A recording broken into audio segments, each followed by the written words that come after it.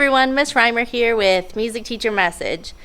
So for today's teacher tip, I want to talk to you about using an Apple TV in the classroom.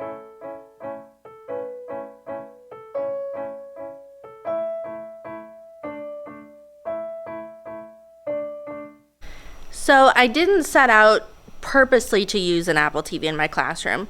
I was supposed to be able to project from a device to this fancy new projector that we got, and it worked for a little while. And then our tech department did some things to lock things down. Sounds like a good idea. Maybe some kids were getting to things that they shouldn't have been. But it also ended up blocking teachers from, things that I use all the time. And so I was no longer able to project straight to my projector, which is a super bummer. So, after much trial and error, I figured out that the best way to do what I need to do in my room is to use my Apple TV. Okay, so if I want to project from my computer, all I have to do is go up here to the screen sharing button, and then I click on my Apple TV, and just like that, I can project to my big screen everything that's on my computer, which is awesome. Now, being able to project from a computer isn't anything new, right? Because I'm screen sharing, I can actually pick up my laptop and walk anywhere in the room, and I can project, and I can adjust my sound.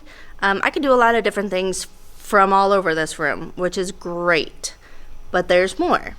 So I can also project from my iPad by doing a similar thing. I drag down from the top and hit the screen sharing. I click on Music Room, which is the name of my Apple TV, and then I'm projecting up on the screen everything that's on here. This has been really handy with recorders, especially. Earlier we were having a little trouble with our eighth note, so I was able to just kind of highlight right here and then talk about it. When you say, it's measure 5, it takes a while for kids to understand 1, 2, 3, 4, 5. But if I say, okay, the yellow part, or we're going to just play the yellow part, and then I can erase it once we've kind of mastered it. We went through and labeled what note it was. So we wrote in, this is a B, this is an A, this is a G. And then once I feel okay, we're comfortable with it, I can get rid of them and play it without. I'm also able to draw attention to things like we have a repeat here. Now, I can also project my slides that I use for my lessons.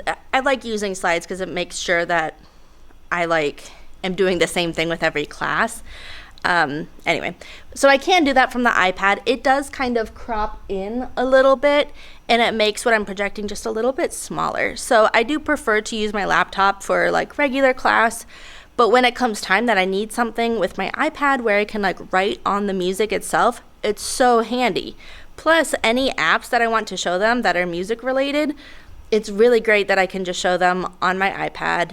I don't need them to all come crowding around to look at mine. I can put it up on the big screen, which is awesome. So if you're a teacher, you might want to think about getting an Apple TV if you can't project with your own personal computer like I can't. Or if you can't project with an iPad. It does make a big difference for me to be able to write on the music that they're trying to learn. And if you're not a music teacher, maybe it'll help with other things you need to show them, worksheets, things like that.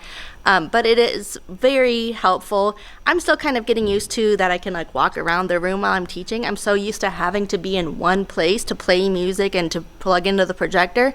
But it's really refreshing when I can get up and walk around and go other places in the room. It's great. It's really changing my teaching. So, something to think about. Thanks for watching. I'll see you in the next one.